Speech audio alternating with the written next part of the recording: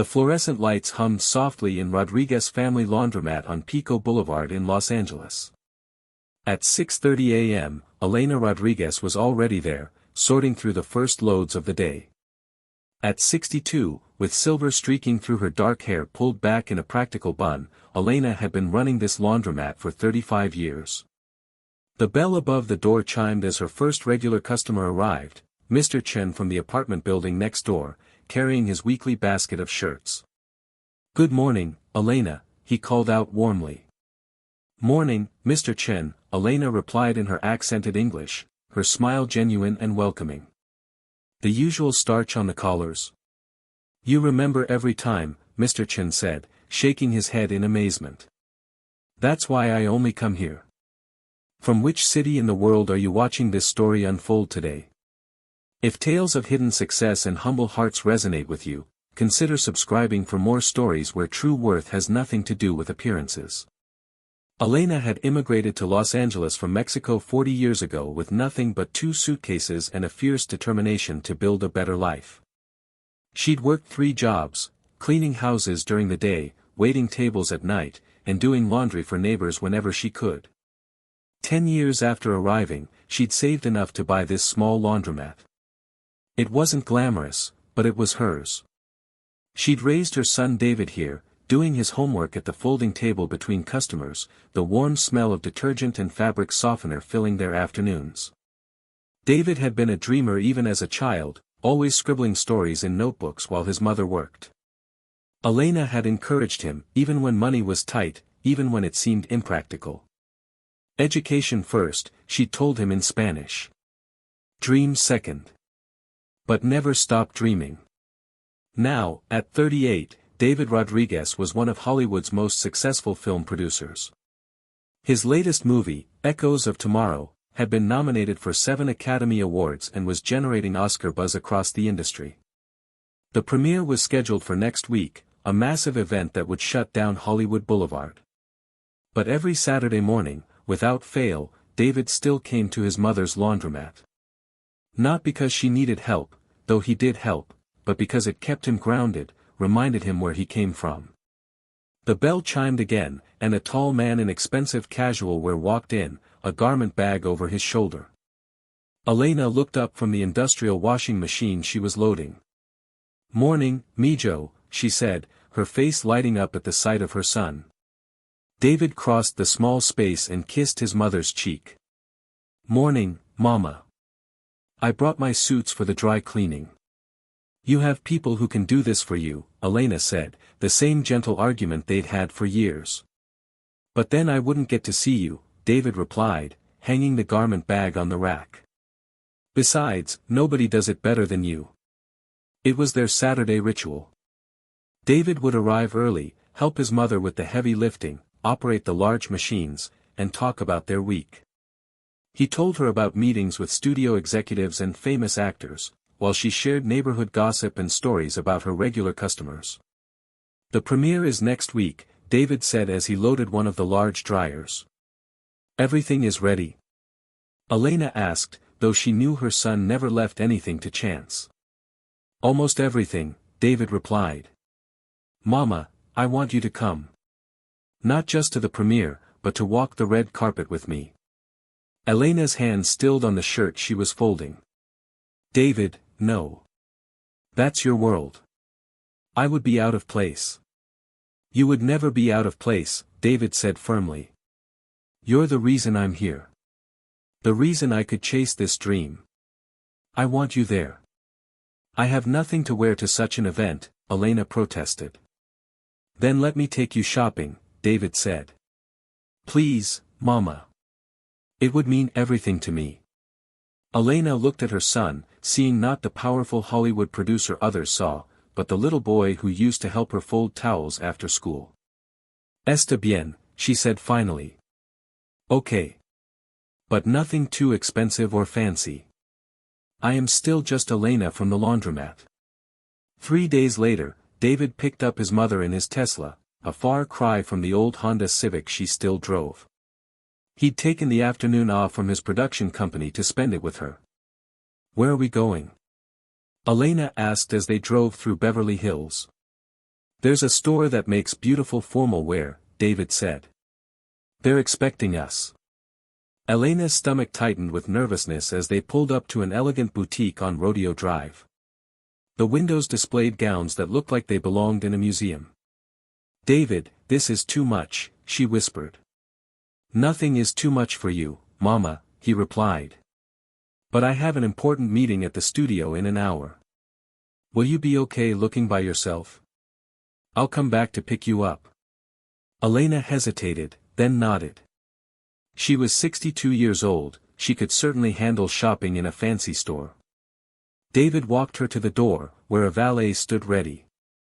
This is my mother, Elena Rodriguez, David told the valet.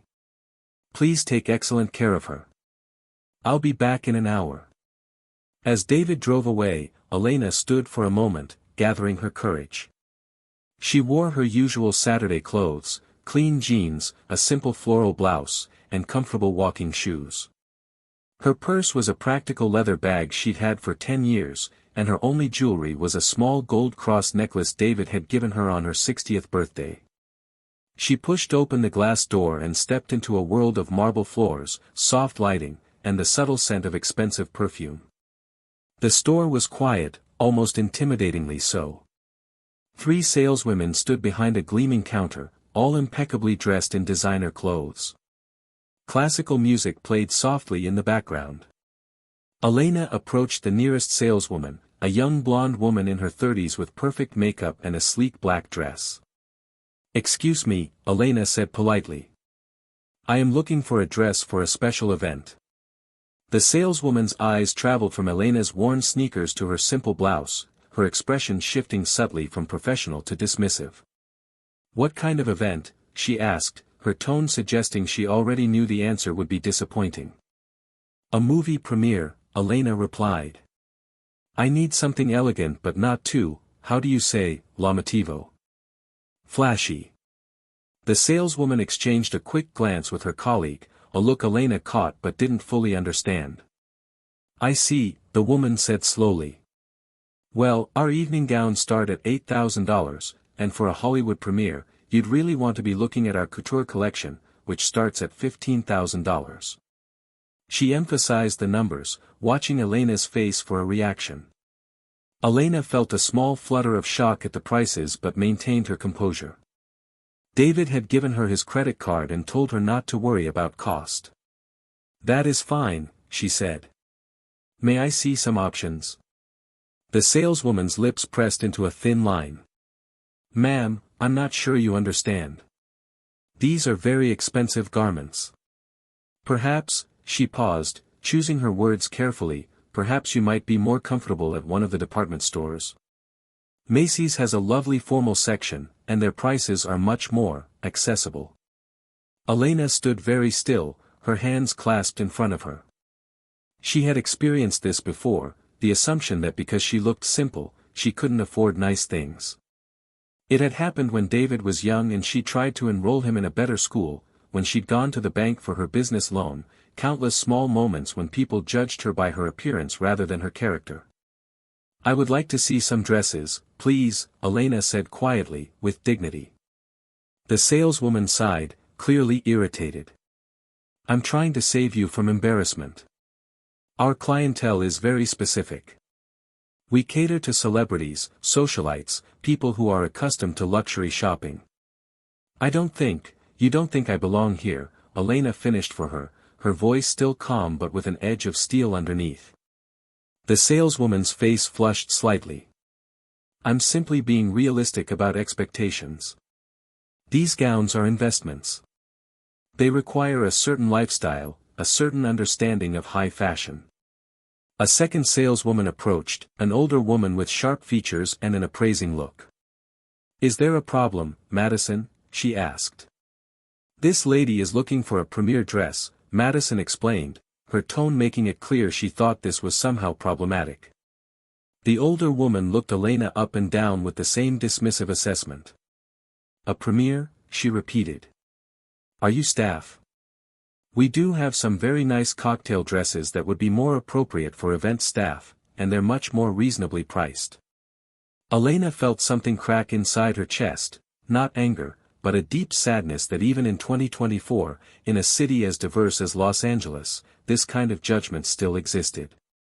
She thought of David, of his excitement about having her at the premiere, of how hard he'd worked to create a career where he could honor his mother publicly. "Thank you for your time," Elena said with quiet dignity. "I can see this is not the right store for me." She turned and walked toward the door, her head held high despite the burning in her eyes. Behind her, she heard Madison mutter to her colleague, "I saved her the embarrassment of declining her credit card." Elena stepped outside into the California sunshine, taking deep breaths to calm herself. She walked down Rodeo Drive, past other gleaming storefronts, until she found a small bench and sat down. Her hands were shaking slightly. Her phone buzzed. It was a text from David. "How's it going, Mama? Found anything you like?" Elena stared at the message, her thumb hovering over the keyboard. She could tell him what happened, but what would that accomplish? David would be angry, might even confront the store, and she didn't want to create drama or make him feel bad about bringing her here. She typed back, still looking. "Take your time with your meeting." 45 minutes later, David's Tesla pulled up beside her. His face was concerned as he got out. "Mama, why are you sitting out here? I thought you'd still be in the store." Elena managed a smile. "I finished looking. I didn't find anything I liked." David studied his mother's face, seeing something there that troubled him. "What happened?" Elena hesitated, then sighed. She had never lied to her son and wouldn't start now. "They didn't think I belonged there," she said simply. "Because of how I look." David's expression darkened. "Did they refuse to serve you?" "Not exactly," Elena said. "They just suggested I would be more comfortable shopping somewhere else. Somewhere more accessible." She could see the anger building in her son's face, the same protective fury he'd shown as a teenager when other kids had made fun of her accent.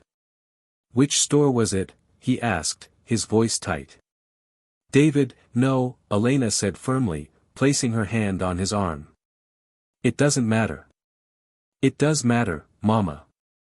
What they did was discrimination, and what?" Elena interrupted gently. "You'll go in there as the big Hollywood producer and make them feel bad. Make them apologize because they're afraid of who you are, not because they understand what they did wrong." David opened his mouth, then closed it again. His mother's wisdom, as always, cut through his anger. "But they treated you terribly," he said, his voice softer now. "They did," Elena agreed. "But getting angry won't change their hearts, Mijo. Some people only see the surface of things. They judge the packaging, not the contents. So we just let it go?" David asked, frustrated. Elena smiled. "I didn't say that. I said anger won't change hearts. But maybe something else can." She stood up, brushing off her jeans. "Take me home. I have a better idea." That evening, Elena sat at her small dining table in the modest apartment above the laundromat. She'd lived here for 30 years, even though David had repeatedly offered to buy her a house in a nicer neighborhood. "This is my home," she'd always told him. "Why would I leave?"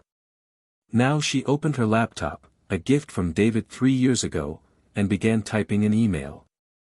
She addressed it to the manager of the boutique where she'd been turned away. She wrote about her experience, not with anger or accusation, but with the simple truth of what had happened and how it had made her feel. She wrote about being an immigrant, about building a business with her own hands, about raising a son who had achieved great success while never forgetting where he came from. She wrote about the premiere and about wanting to look nice for her son's big night, not because of vanity, but because of love. At the end, she wrote, "I am not writing to complain or to seek an apology. I am writing because I believe people can change when they understand the impact of their actions. Your saleswomen judged me by my clothes and my accent, never asking about my story or giving me the dignity of being treated like any other customer. I hope in the future, they will remember that everyone who walks through your door has a story worth respecting." She signed it simply, Elena Rodriguez, owner, Rodriguez Family Laundromat. Then she hit send and closed her laptop. The next day, David arrived at the laundromat with a garment bag. "I called a designer friend," he said. "She's created something special for you for the premiere. No shopping required." Elena hugged her son. "Thank you, Mijo. But I want to tell you something important." She led him to the small office at the back of the laundromat and showed him the email she'd sent. David read it slowly, his expression shifting from surprise to pride. "Mama," he said when he finished, "this is perfect. You're teaching them something I never could have with anger." "Maybe they will learn," Elena said with a shrug. "Maybe not. But at least I spoke my truth with dignity." What neither of them knew was that Elena's email would not go unanswered. The premiere of Echoes of Tomorrow was everything Hollywood did best, glamorous, exciting, and carefully orchestrated for maximum impact. Searchlights swept the night sky above Hollywood Boulevard as limousines deposited celebrities onto the red carpet. Photographers shouted names, reporters held microphones, and fans pressed against the barriers hoping for a glimpse of their favorite stars. In one of the limousines, Elena Rodriguez smoothed down the skirt of her gown with nervous hands. The designer David had commissioned had created something perfect for her, an elegant navy blue dress with delicate silver embroidery, sophisticated without being showy, exactly what Elena had wanted.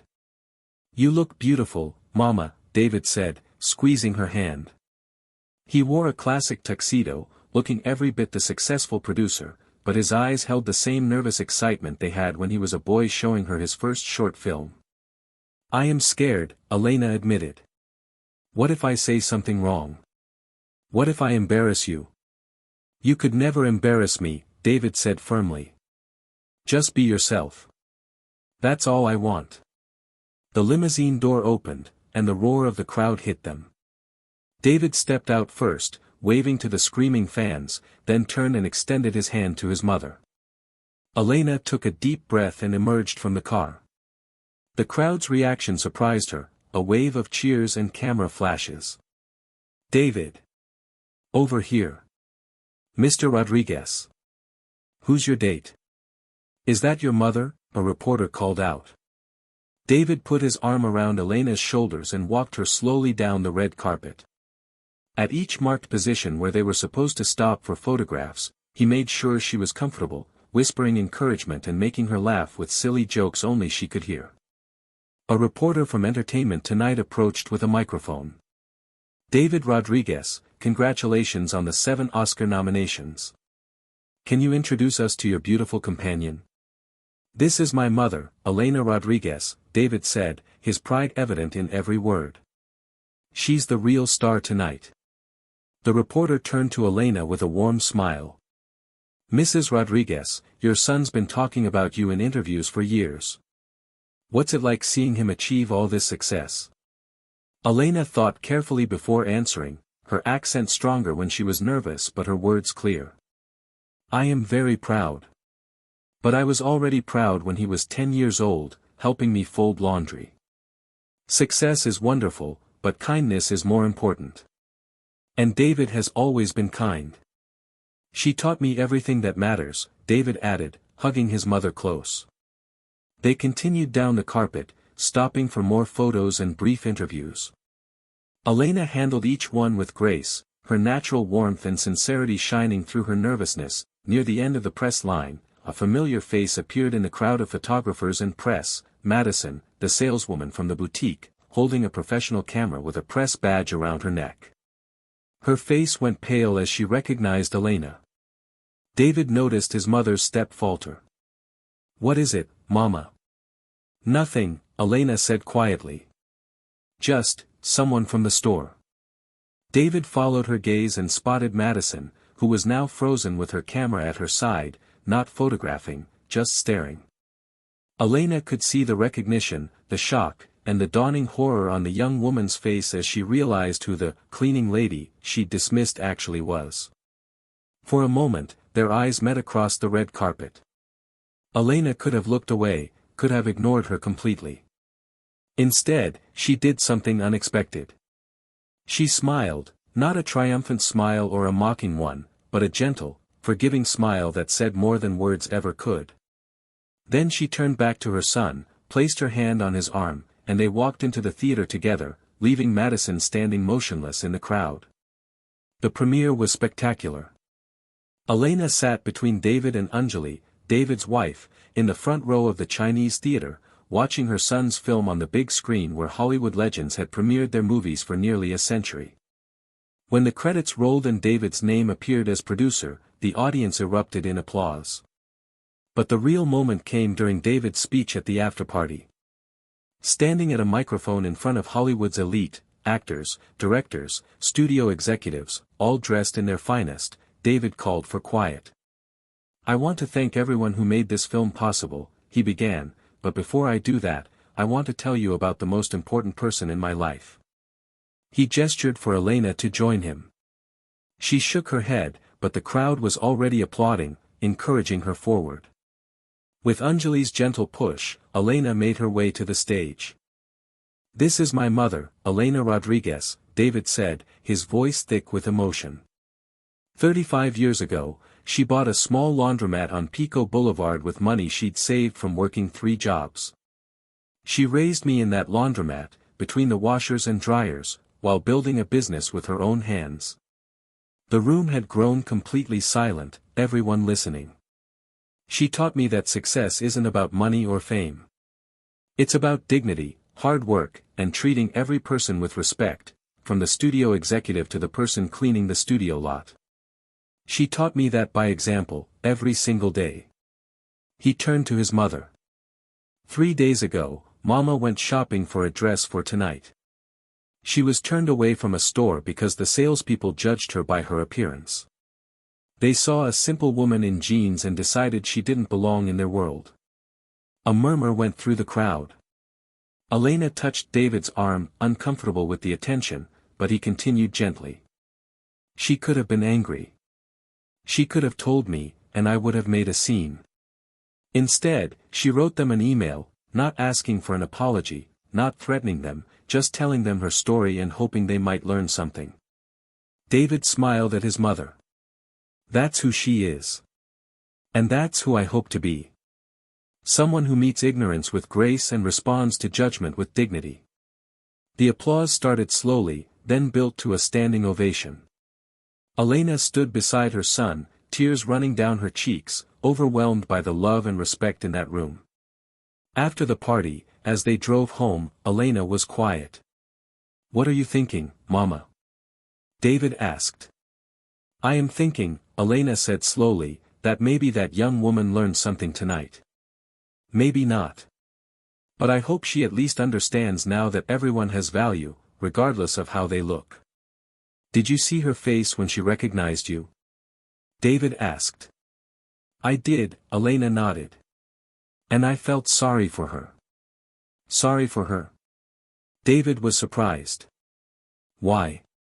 "Because she lives in a world where she thinks appearances are everything. That must be a very lonely, shallow way to live. I feel sorry for anyone who misses the beauty in simple things because they're too busy looking at the packaging." David reached over and squeezed his mother's hand. "I love you, Mama. I love you too, Mijo. And I am very proud of you. Not because of the movie or the success, but because you wanted your mother, your laundromat mother, on the red carpet with you. That takes a strong heart." 2 days after the premiere, Elena was at the laundromat, back in her regular routine of sorting, washing, and folding. The bell chimed, and she looked up to see an unexpected visitor. Madison stood in the doorway, looking nothing like the confident saleswoman from the boutique. She wore simple jeans and a t-shirt, her face free of makeup, her eyes red as if she'd been crying. "Mrs. Rodriguez?" she asked hesitantly. Elena straightened from the washing machine she'd been loading. "Yes. My name is Madison Wells. I was the saleswoman who—" She couldn't finish the sentence, her voice breaking.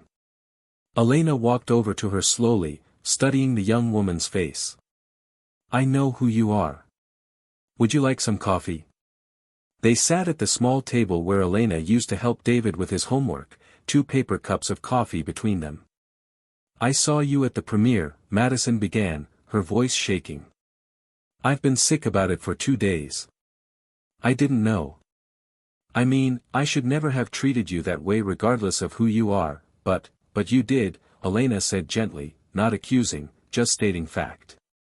"I did," Madison whispered, tears spilling down her cheeks. "And I can't stop thinking about how terrible it must have felt. I keep imagining if someone treated my mother that way." Elena sipped her coffee, letting the young woman sit with her discomfort for a moment. Then she said, "Tell me something. Why did you think I didn't belong in that store?" Madison wiped her eyes. "Because you looked. I mean, your clothes were simple, and your purse was old, and I just assumed. You assumed that someone who looks like me couldn't afford expensive things," Elena finished. "Or that I didn't deserve to be treated with respect unless I looked wealthy." "Yes," Madison admitted miserably. "And I was wrong. So completely wrong." "Why were you wrong?" Elena asked. Madison looked confused. "Because you're David Rodriguez's mother. Because you can afford those dresses. Because, no," Elena interrupted gently. "You were wrong because every person who walks through that door deserves respect. It has nothing to do with who I am or what I can afford.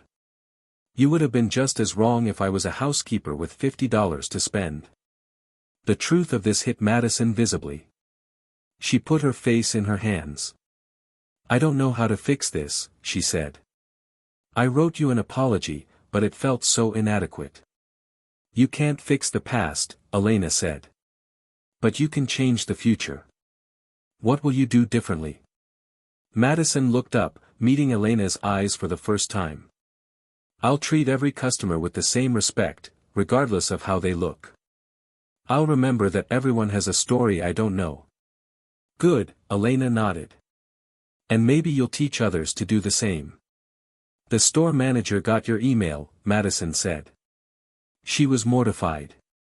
"She's implementing new training for all staff about unconscious bias and respectful service. She wanted me to give you this." She pulled out an envelope and placed it on the table. "What is it?" Elena asked. "A formal apology from the store, and they'd like to invite you to a private shopping experience, all expenses paid," as a gesture of, Elena held up her hand. "I don't need that. But I have a different idea." "Anything," Madison said eagerly. "Use that money to train your staff properly. Real training, not just words on paper.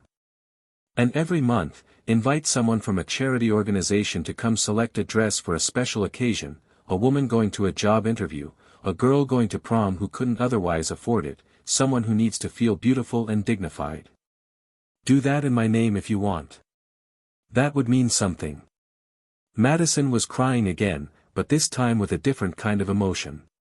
"We'll do it. I promise we'll do it." As Madison stood to leave, Elena walked her to the door. "Thank you for coming here," Elena said. "It took courage." "I'm so sorry, Mrs. Rodriguez. For everything." "I know you are," Elena said. "And I forgive you. Now go and be better." After Madison left, Elena returned to her work, folding warm towels fresh from the dryer. The bell chimed again, Mr. Chen with his weekly shirts. "Your son's movie premiere was beautiful," he said, having seen clips on the news. "You looked like a queen on that red carpet." Elena laughed. "Just Elena from the laundromat in a nice dress." "No," Mr. Chen said seriously. "You looked like what you are, a woman who raised a good man and never forgot where she came from. That's true royalty." 6 months later, Elena stood in her laundromat reading an email on her phone. It was from the boutique manager, with photos attached. The store had started the program Elena had suggested, providing formal wear to women in need. The photos showed a young woman in a beautiful dress, heading to her first corporate job interview. Another showed a teenager in a prom dress, beaming with joy. They're calling it the Elena Rodriguez Dignity Initiative, David said, reading over her mother's shoulder. He'd stopped by for their Saturday morning routine. Elena shook her head in amazement. All of this because I got turned away from a store. No, Mama, David corrected. All of this because of how you responded when you got turned away. You could have been angry or vindictive. Instead, you taught them something. You changed something. Maybe, Elena said, putting her phone away. But I think it is time to stop talking about it. Those towels won't fold themselves. David laughed and picked up a warm towel from the dryer. As they worked together in comfortable silence, Elena thought about the journey from that painful moment in the boutique to this present peace. The saleswoman had learned. The store had changed. And somewhere in Los Angeles, women were being treated with dignity who might otherwise have been dismissed, all because Elena had chosen grace over anger, teaching over revenge. That evening, David's film won 3 Academy Awards, including Best Picture. In his acceptance speech, David thanked his mother again, dedicating the award to Elena Rodriguez and all the mothers who work hard, dream big, and teach their children that true success is measured not by what you achieve, but by how you treat others along the way. Watching from her modest apartment above the laundromat, Elena smiled and wiped away a tear. The golden statue her son held was beautiful, but it wasn't what made her proud. What made her proud was standing right there on that stage, a man who could have gone shopping in the most expensive store in Beverly Hills without anyone questioning his right to be there, but who still showed up every Saturday morning to help his mother fold laundry. Because in the end, that's what the story was really about, not the premiere or the awards, not even the lesson taught to the boutique. It was about remembering who you are when the cameras aren't flashing and the crowds aren't cheering.